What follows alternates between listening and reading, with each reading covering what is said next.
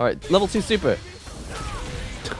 I'm not sure how I feel about modern controls. I am this close to getting my arcade stick back out. Finally, the day has arrived. We got to try Street Fighter 6. Let's see how it plays on a pad controller. Normally I play these games on fight stick, arcade stick, but I really want to see what is the experience for a casual player. There appear to be 3 different modes. I've got World Tour, the Battle Hub, which we can't access yet, and the Fighting Ground, which will hopefully teach us something about the game. I have Street Fighter experience. Well, let's see what it says if we say no prior experience. Okay, you can just select what control type you want to use. Modern type, I'd actually like to try this one out. I have seen that there might actually be some sort of competitive advantage to using this, but it'll be like give and take between the 2 different modes. It's time to learn how to attack. Square for a light attack. These are quick and weak. Cross for a medium attack. These are well-balanced attacks.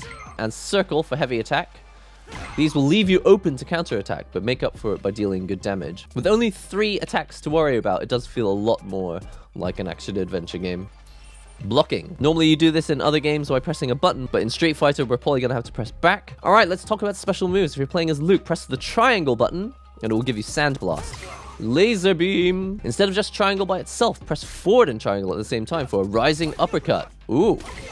Let's talk about super arts. Check out the super art gauge at the bottom of the screen. You can perform a level 1 super art with either of these. Okay, this is unfortunate that they've put the N. They've put an N button there, but obviously that doesn't mean anything. So I think they probably needed to explain what N means. I know because I play fighting games already. N means neutral, so it means don't press anything on the D-pad and just press these 2 buttons. So let's try that. There we go. So that's my level 1. Next up, a level 2 super arts. Press away from your opponent to do this. Okay, so I'll get close.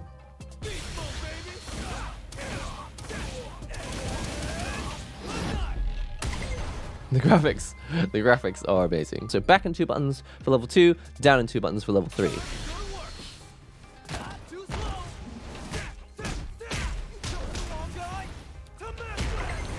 really feels like I'm... I don't want to say that I feel like I'm playing Resident Evil, but the graphics do feel very different to Street Fighter 5. Drive gauge. Okay, this is something I actually know very little about because I haven't really been following the developments of Street Fighter 6. I just kind of thought I'd wait until the game just came out, and now that we've got the demo, I get to finally learn about it. Drive impact absorbs 2 attacks from the opponent. Very good. So even if I...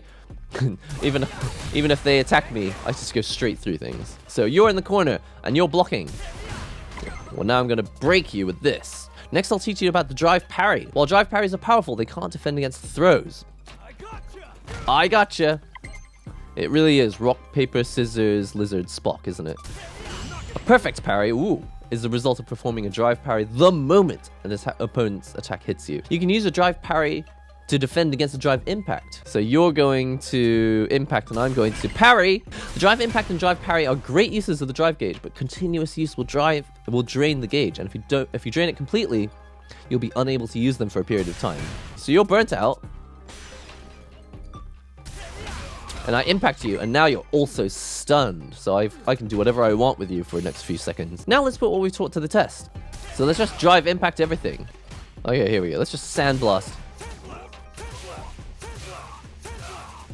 Well, this is... Ah! You gotta be so careful not to press directions at the same time. Drive impact. Alright. Kind of understand the controls. It really does... Okay, keep saying it. It really does feel more like an action-adventure game. Let's just do a one-on-one match against the computer. Production is so cool. Alright. Man, the graphics are good. Level 4. Sandblast. Sandblast. It's difficult. I'm like, which button is kick? Oh yeah, I've only got three attack buttons. Really difficult rewiring my brain. I'm just gonna take it. I'll just take it like a brand new game. All right, so I want to hit him, so I'm gonna move up to him and just press the buttons. How about this? Too slow. Wait, wait, wait. Well, this is if it works. Oh no! All right, level 2 super. Whiff. I'm not sure how I feel about modern controls. Obviously, it feels nice playing on a pad controller because it's nice and easy. I don't remember how to do the drive rush thing. Drive rushes can be activated in two different ways. The first way is to quickly tap forward twice during a parry. Oh, you just dash after a parry? Oh, you hold down the parry. Okay, I didn't know that you could hold down parry. And then another way is to activate a drive rush from a special cancelable move, normal attack or unique attack. Crouching heavy into dash. This is really hard on my thumbs. How do people do this with pad controllers?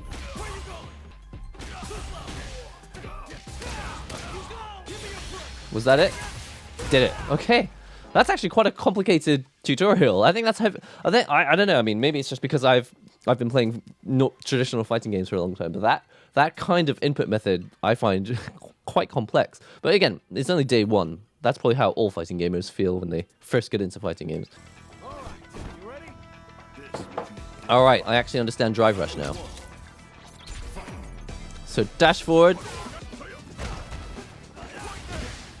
What? How did he do that? How did he do a drive rush without hitting me? What? Wow, it takes forever for your drive gauge to return. Indeed. I am this close to getting my arcade stick back out and just switching to normal controls. Classic controls, rather. Ouch! I see, you can drive rush without doing an attack by doing it out of a parry. Oh, it's a bit like Under Night In-Birth. Once you've been burnt out, you're locked out of using the system at all. Wow, I can't even drive impact. Wow, you can't do anything drive related. Okay, that makes sense. I think what I always liked about traditional fighting games is that you don't have actually that many buttons. Yes, you have a large number of commands that you have to remember, but modifiers are, I find, difficult. It's difficult for me to remember the modifiers. But again, it's more that it's just day one and I don't know what the modifiers are. The first time I played Grand Blue, I didn't know the modifiers, but I learned them. Sand Blast. It's very much not sand. And anyway, I hate sand. It's dry, coarse, gets everywhere. Oh, I was trying to do the auto combo. Okay, so if you press the see, I was trying to do assisted combo by using the auto button here and pressing the light button. But what I was doing is I was pressing the auto button and the special attack. Now that gives me an EX move, which is very different. Well, I feel like I'm pressing multiple modifiers. So I'm pressing a direction as a modifier, and I'm pressing... It's a very different way of thinking. Keep pressing the wrong button. Parry, auto. Parry, auto. Also, EX modifier. Jeremy Vicious Lopez or Aru. I'm going to try playing Ryu this time, but with modern controls. My auto combo on heavy, because I've got like a hit confirm built into it because of the 2 hits. Yeah, basically. You can choose whether to continue the auto combo after that. Yes! Do it again! It certainly does feel more like Grand Blue in that I can do I kind of react with these one button dragon punches significantly easier than doing to do a Shoryuken the traditional way. I just tried to do a traditional move. Yes! Do it again! Oh, but it doesn't actually get you that much damage, huh? By the way, apart from the tapping forward twice, which I'm just not used to, I don't really feel like this is significantly harder for not having an arcade stick. Which is kind of the point of this video, just to find out whether I can see how it feels. No! I didn't know what that super was gonna be! I love how we have so many things that we can do with the gauges. So I'm not focused on just getting close and doing my normal attacks and doing my combos. Like, there's a lot more stuff that I can do that isn't just trying to do my bread and butter combo.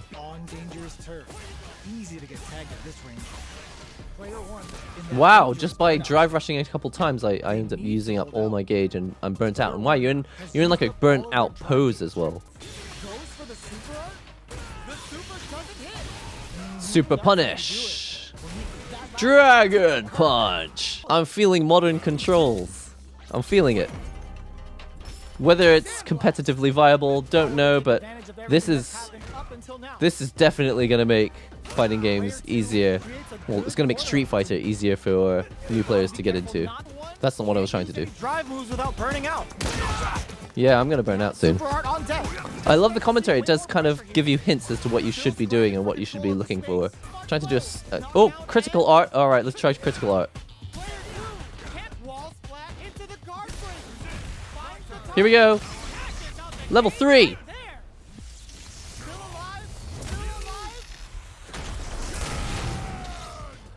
Oh man, that looked amazing.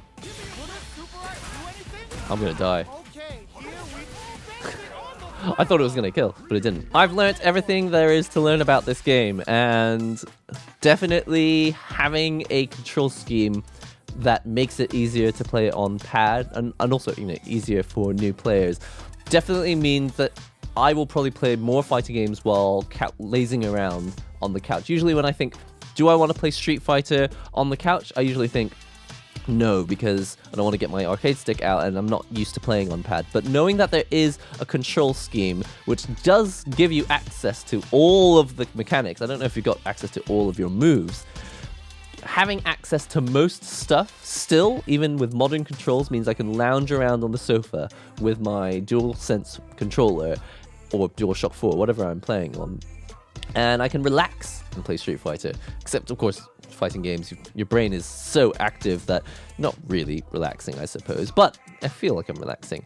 So that is my takeaway. Modern controls, again, haven't tried classic controls yet.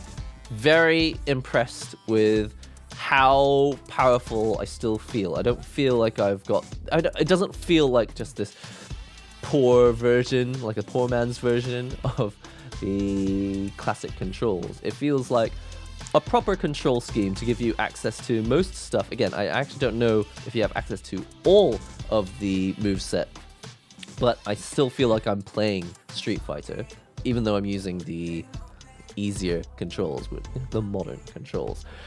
It was difficult for me to get used to it because I don't usually play I don't play other genres of game. I do play other genres of game, but I'm not particularly good at them. And mixing the sort of one button to shoot or one button to do a thing, like there's like a button, one button does one thing in a lot of other games. In Street Fighter, you modify buttons by doing a technical input on the D-pad with classic controls. But with modern, by modifying every button and by double modifying stuff. So instead of pressing triangle, I press forward and triangle to do a different special. If I press R2, forward and triangle, so 2 modifiers and a special button, then I get like the overdrive version of it.